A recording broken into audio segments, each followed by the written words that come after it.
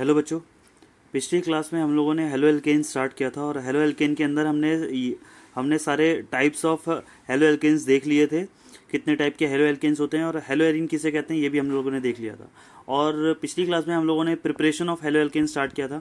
तो आज एक बार फिर से स्टार्टिंग से देख लेते हैं कि प्रिपरेशन ऑफ हेलो एल्केन होता क्या है, ताकि हम लोग को समझ में आ जाए ठीक से। तो प्रिपरेशन ऑफ हेलो एल्केन में सबसे पहला जो हमने स्टार्ट किया था, फ्रॉम एल्केन हेलोजिनेशन स्टार्ट किया था। तो किस तरीके से था, अगर मीथेन Cl2 से रिएक्ट करेगा तो क्या बनाएगा, CH3Cl। तो CH3Cl और HCl बनाएगा। CH3Cl क्या है, this is methyl chloride and chloromethane. तो क्लोरीन क्या करेगा, यहाँ पे हाइड्रोजन को रिप्लेस करेगा। सिंपल सी बात क्या है कि हेलोजिनेशन में हाइड्रोजन को रिप्लेस कर देगा और Cl जाकर के हाइड्रोजन की जगह पर लग जाएगा। तो ये CH3Cl और HCl बन जाएगा।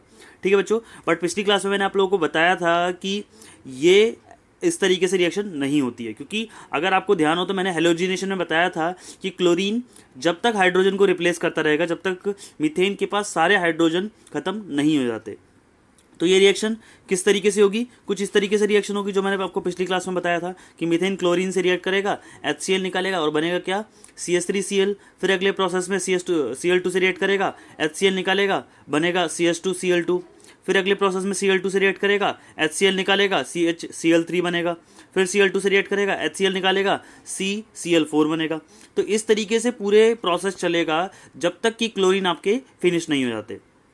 तो ये तो बच्चों आपका हो गया किस तरीके का मेथड हो गया, ये आपका जब तक कि क्लोरीन है तब तक ये रिएक्शन होती रहेगी, और जब तक हाइड्रोजन है कार्बन मीथेन चेन के अंदर तब तक हाइड्रोजन क्लोरीन से रिएक्ट करते रहेंगे। तो इसी के लिए मैंने आपको एक नोट लिखवाया था। नोट क्या था, नोट ये था कि not prefer in a lab. तो हम इस रिएक्शन को लैब में प्रेफर नहीं करते। क्या इस रिएक्शन को हम कहाँ पे प्रेफर नहीं करते, लैब में। क्यों, because mixture products are obtained, क्योंकि मल्टीपल प्रोडक्ट्स मिल रहे हैं। वहीं पे मिथाइल क्लोराइड भी मिल रहा है और आपका CH2Cl2 भी मिल रहा है, CHCl3 भी मिल रहा है और CCl4 भी मिल रहा है। तो इतने सारे मल्टीपल प्रोडक्ट मिल रहे हैं, क्योंकि आप अगर कोई भी रिएक्शन करोगे तो आपको फिक्स प्रोडक्ट चाहिए होगा और फिक्स प्रोडक्ट इसके अंदर नहीं मिल रहा है। तो इसीलिए हम इस रिएक्शन को क्या करते हैं, लैब में प्रिपेयर नहीं करते, क्योंकि लैब में हम फिक्स प्रोडक्ट नहीं निकाल सकते। क्योंकि अगर इसका हमें फिक्स प्रोडक्ट चाहिए तो इसके लिए बहुत हाई कॉस्टली मशीन्स चाहिए होती हैं जो कि हमारे लैब में नहीं होती हैं, और वो मशीन सिर्फ और सिर्फ इंडस्ट्री लेवल पे अवेलेबल होती हैं। तो इसीलिए हम क्लोरोमीथेन और मिथाइल क्लोराइड और इस तरह के प्रोडक्ट्स को बनाने के लिए सिर्फ और सिर्फ इंडस्ट्रियल मेथड्स पर वर्क करते हैं और कहीं पे वर्क नहीं कर सकते। तो मेरे हिसाब से आपको ये सारी चीज़ें समझ में आई होंगी।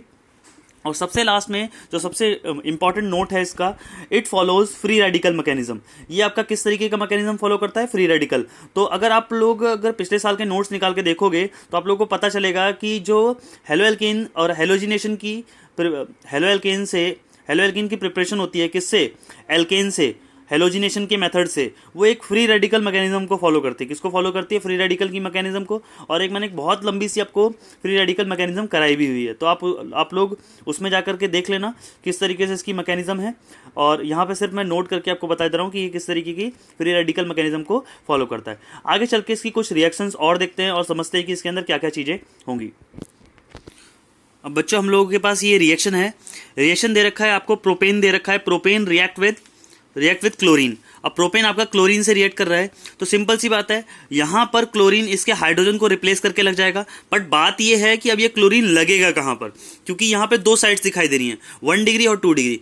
ये CH3 और CH3 क्या है, 1 डिग्री साइड है, और CH2 क्या है, दिस इज 2 डिग्री। तो यहाँ पर जो 1 डिग्री है वो 2 जगह हैं और CH2 क्या है, 1 जगह पर। तो इसका मतलब क्लोरीन 2 ही जगह पे लग सकता है, या तो 1 डिग्री पे या तो 2 डिग्री पे। अगर क्लोरीन 1 डिग्री पे लगेगा तो इस तरीके से बनेगा, और क्लोरीन अगर 2 डिग्री पे लगेगा तो कुछ इस तरीके से बनेगा। तो इसे 1 डिग्री और ये 2 डिग्री, और आपको पता है कि यहाँ पर जो 1 डिग्री होता है वो 2 डिग्री ज़्यादा स्टेबल होता है 1 डिग्री से। तो ये इसलिए यहाँ पे क्या बनेगा, मेजर बनेगा, और ये क्या बनेगा, माइनर बनेगा।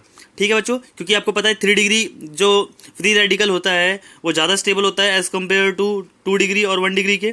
तो 3 डिग्री फ्री रेडिकल ज़्यादा स्टेबल होता है 2 डिग्री से, और 2 डिग्री 1 डिग्री से ज़्यादा स्टेबल होता है। तो मेरे हिसाब से आप लोगों को ये चीज़ें समझ में आई होंगी। ठीक है बच्चों। तो क्लोरीन के केस में जब ये इससे रिएक्ट करता है तो यहाँ पर ये 1 डिग्री बनता है और ये 2 डिग्री। तो यहाँ 2 ही केस थे, तो इस तरीके से रिएक्शन होगी। अगले केस में देखते हैं, अब मैंने इसकी रिएक्शन किससे कराई, ब्रोमीन से। तो जब मैंने ब्रोमीन से रिएक्शन कराई तो फिर से आपके पास दो ही तरीके के यहाँ कार्बन है। कौन कौन से हैं, यहाँ पे आपका 1 डिग्री और 2 डिग्री। तो जब 1 डिग्री और 2 डिग्री कार्बन है तो यहाँ पर भी आपका 2 डिग्री मेजर होगा और यहाँ पे भी आपका क्या 1 डिग्री माइनर होगा। ये मेजर होगा, ये माइनर होगा। ठीक है बच्चों, तो मेरे हिसाब से आप लोगों को ये चीज़ें समझ आएंगी। और ये जो रिएक्शन है सेम एज क्लोरीन की तरह है, ये रिएक्शन सेम एज क्लोरीन की तरह है। तो नेक्स्ट स्टेप में देखते हैं, एक रिएक्शन और देखते हैं। अब हम फ्लोरीन एक ले लेते हैं यहाँ पे। अब जब हमने यहाँ पर फ्लोरीन लिया और कंपाउंड सेम ले रखा है, जो रिएक्टेंट है वो यहाँ पे सेम ले रखा है, और आप देखें तो यहाँ पे भी आपके दो ही तरह के कार्बन है, 1 डिग्री और 2 degree. These are 1 degree and this is 2 degree. अब फ्लोरीन कहाँ पे जाके अटैक करेगा, तो अगर आप देखो तो यहाँ पे जो 2 डिग्री वाला है वो आपका माइनर बन रहा है, और जो आपका 3 डिग्री वाला है वो क्या बन रहा है, मेजर बन रहा है। तो ये सारी चीज़ें कैसे हुई, तो this is all depends on reactivity. बच्चों यहाँ पे फ्लोरीन, क्लोरीन, ब्रोमीन सारी की सारी चीज़ें क्या होती हैं, अपनी रिएक्टिविटी पे डिपेंड करती हैं। तो होता क्या है कि क्लोरीन ब्रोमीन की जो रिएक्टिविटी होती है वो रिएक्टिविटी जो होती है वो क्या होती है, फ्लोरीन से कम होती है। तो इसलिए वो ज़्यादा सेलेक्टिव होते हैं।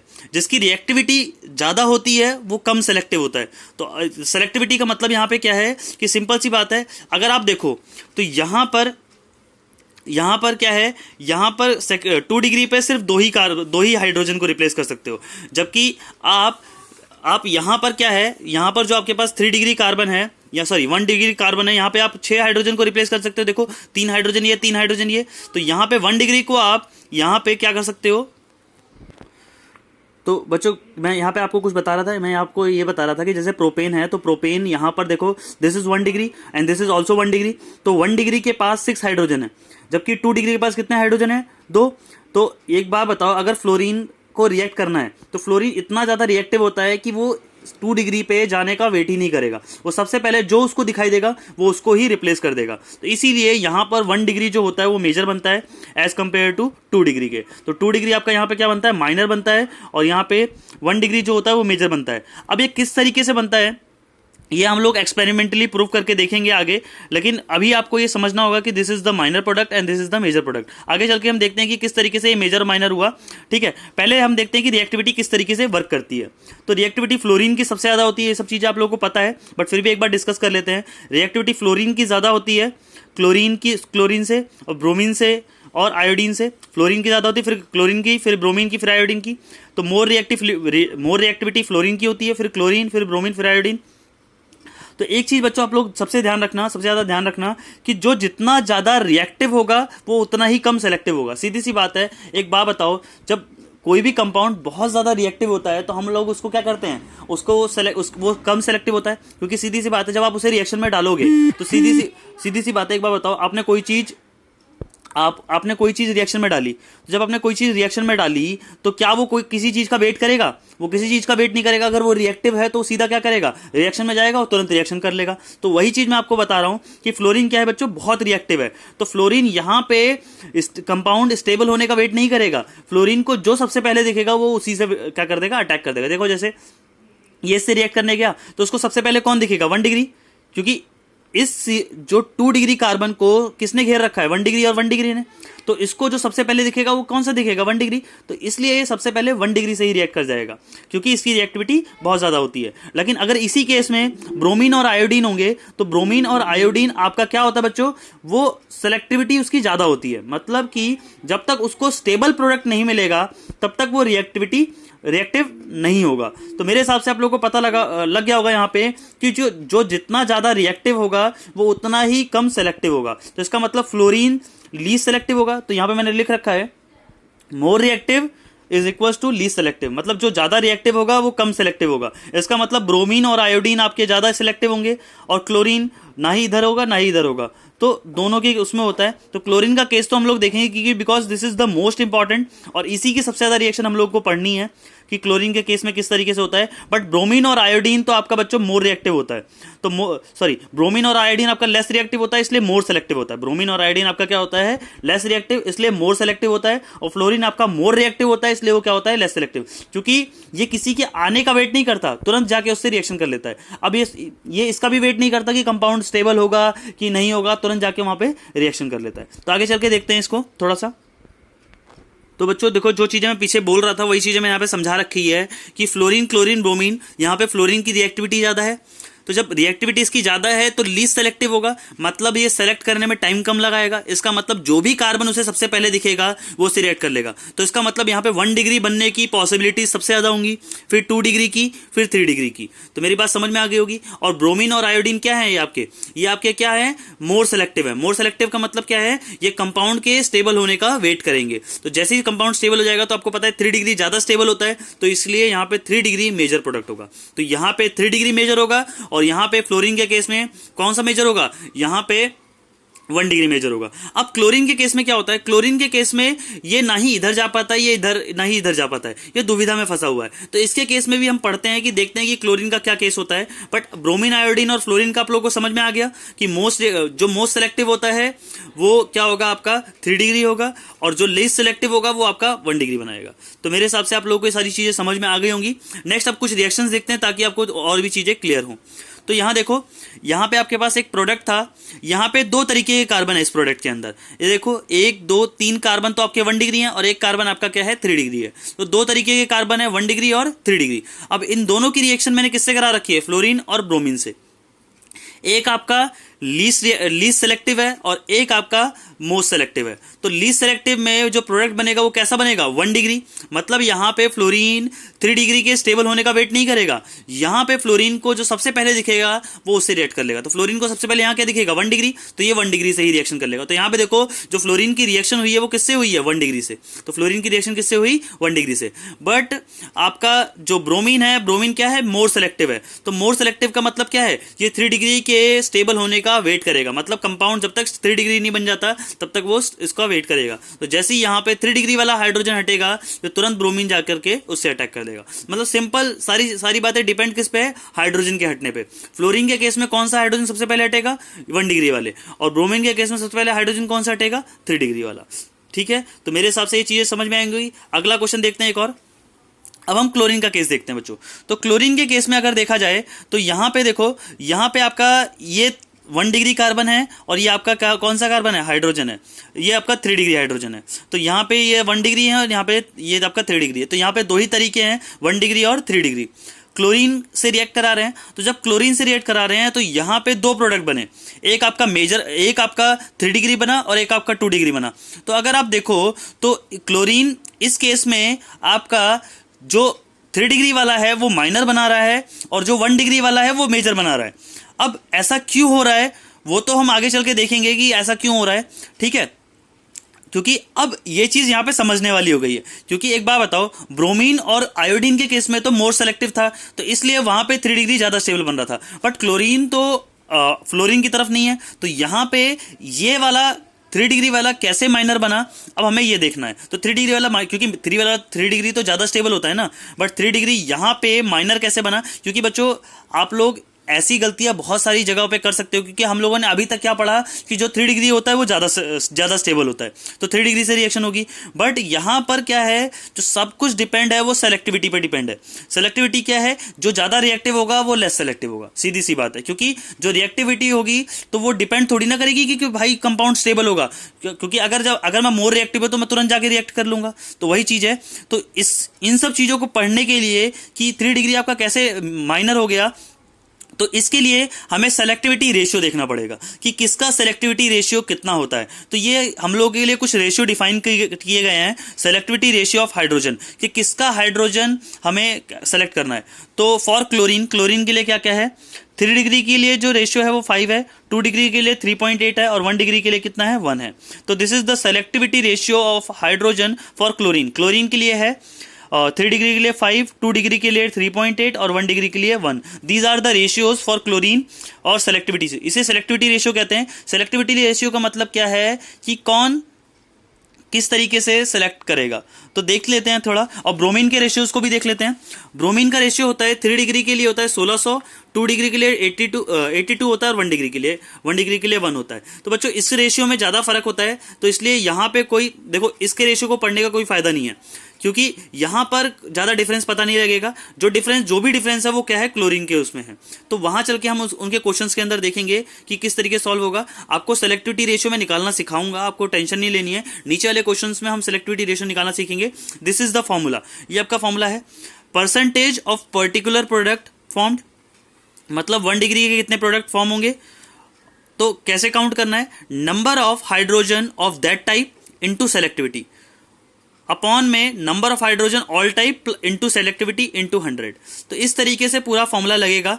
अब इस फॉर्मूले में किस तरीके से है, आपको परसेंटेज निकालना है। तो परसेंटेज निकालने के लिए एक फॉर्मूला किस तरीके से लगेगा बच्चों, देख लो। यहां पर आपका number of hydrogen of that type, ठीक है, दैट टाइप मतलब जिस टाइप का हाइड्रोजन है और उसकी सेलेक्टिविटी क्या है। जैसे आप 3 डिग्री का हाइड्रोजन ले रहे हो तो 3 डिग्री का हाइड्रोजन कितने हैं और इनटू में उसकी सेलेक्टिविटी कितनी है, तो वो सब देखनी पड़ेगी। तो देखते हैं एक क्वेश्चन सॉल्व करके देखते हैं ताकि आप लोगों को पता लगे। तो नीचे वाला क्वेश्चन में हम लोग सॉल्व करके देखते हैं। अब आपके पास ये कुछ कंपाउंड दे रखा है, अब इसकी रिएक्शन Cl2 से करा रहा हूं। तो यहां पे एक प्रोडक्ट तो आपका 1 डिग्री का बनेगा और एक प्रोडक्ट आपका क्या बनेगा, 2 डिग्री का। तो एक बात बताओ, जब मैंने 1 डिग्री, क्योंकि यहाँ पे एक आपका 3 डिग्री का बनेगा, एक आपका 1 डिग्री का, क्योंकि दो ही तरीके के कार्बन है ना इसमें, एक तो 1 डिग्री है और एक आपका कौन सा है, 2 डिग्री है। तो जब 1 डिग्री और 3 डिग्री आपके पास, 1 डिग्री और 3 डिग्री दो ही तरह के कार्बन है यहाँ पे, तो जब 1 डिग्री और 3 डिग्री है तो यहाँ पे रिएक्शन कैसे होगी, तो दो ही तरीके के परसेंटेज निकाल सकते हो आप। एक 1 डिग्री के लिए निकाल सकते हो और एक किसके लिए निकाल सकते हो, एक आप 3 डिग्री के लिए निकाल सकते हो। तो पहले 1 डिग्री और 3 डिग्री दोनों के लिए निकाल के देखते हैं कि किस तरीके से इसके प्रोडक्ट फाइंड होंगे। तो सबसे पहले हम लोग 1 डिग्री के लिए निकालते हैं। सबसे पहले किसके लिए निकालते हैं, 1 डिग्री के लिए। कि 1 डिग्री के लिए कैसे निकलेगा, ये देखो। अब 1 डिग्री के अंदर ये देखो 1 डिग्री कार्बन है, तो 1 डिग्री के अंदर हम कितने हाइड्रोजन है 1 डिग्री के अंदर, क्योंकि हम क्लोरीन से रेट करा रहे हैं तो सेलेक्टिविटी रेशियो किसका देखेंगे, क्लोरीन का देखेंगे। तो बच्चों ये सब चीजें ध्यान रखना। अब सेलेक्टिविटी रेशियो देख करके हम परसेंटेज निकाल रहे हैं। तो देखो यहाँ पे किस तरीके से निकाला जाएगा। यहाँ पे देखो कि 1 डिग्री से जब हम रिएक्शन कर रहे हैं तो फॉर 1 डिग्री के लिए क्या है, यहाँ पे 1 डिग्री पे कितने हाइड्रोजन हैं, क्योंकि फॉर्मूला क्या था, number of hydrogen of hydrogen of that type into selectivity. तो नंबर ऑफ हाइड्रोजन कितने 1 डिग्री के कितने टाइप के हैं, कितने हाइड्रोजन है, 1 3 3 6 3 9 हाइड्रोजन हैं, तो 9 यहाँ लिख दिया।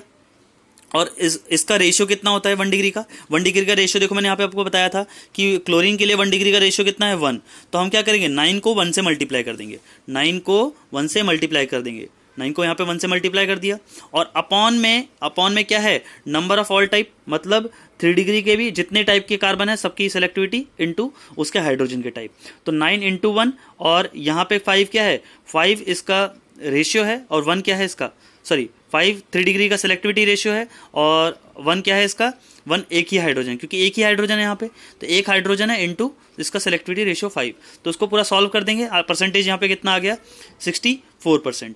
परसेंटेज यहाँ पे कितना आया, 64%। तो वैसे ही यहाँ पे देखो, यहाँ पे 3 डिग्री हाइड्रोजन कितने हैं, यहाँ पे एक ही हाइड्रोजन है 3 डिग्री का, और 3 डिग्री के रेशियो कितने हैं, 3 डिग्री का रेशियो है 5, तो 1 इंटू 5।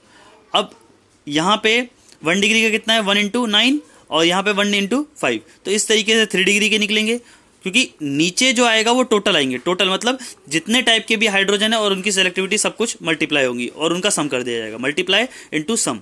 तो यहाँ कितना है 36%, सॉल्व करोगे 36 आ जाएगा। तो देखो this is 64% and this is 36%। तो मेरे हिसाब से आप लोगों को पता लग चुका होगा कि कौन मेजर है कौन माइनर है। तो इसीलिए यहाँ पे 1 डिग्री आपका क्या बनता है, मेजर बनता है इस केस में। तो समझ में आया यहाँ पे 1 डिग्री मेजर क्यों बना, क्योंकि यहाँ पे जो वैल्यू आ रही है वो आपकी क्या आ रही है 64%, और यहाँ पे जो वैल्यू आ रही है 3 डिग्री की 36%। तो इसी तरीके से बच्चों जब हम पीछे क्वेश्चन करते थे 20 और 80% पिछली क्लास में जब मैंने आपको बताया था, तो इसी तरीके से हम लोग इसमें परसेंटेज फाइंड करते हैं सेलेक्टिविटी रूल से। तो समझ में आया। तो यहाँ पे एक बार हम लोग और देख लेते हैं। तो यहाँ पे जो वैल्यूज दे रखी हैं आपकी, थोड़ा सा इनको देखना।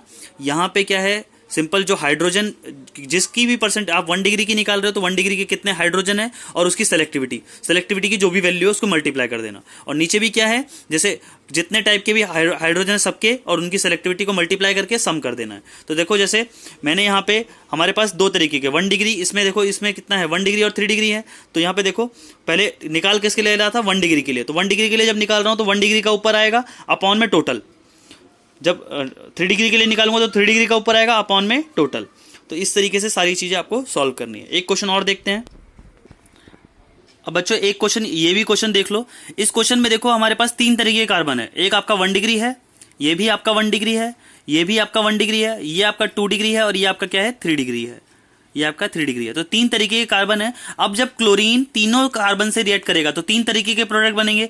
1 डिग्री वाले में 1 डिग्री का प्रोडक्ट बनेगा, 2 डिग्री वाले में 2 डिग्री का प्रोडक्ट बनेगा और 3 डिग्री वाले में 3 डिग्री का प्रोडक्ट बनेगा। अब बात ये आती है कि कौन कितना परसेंट बनेगा, ठीक है। तो यहाँ पे मैंने परसेंटेज निकाल के रख रखा है, बट आप लोग बच्चों देखते हैं कि कौन से वाले में कौन सा प्रोडक्ट बनेगा। तो ये आपका 3 डिग्री है, तो देखते हैं एक एक करके।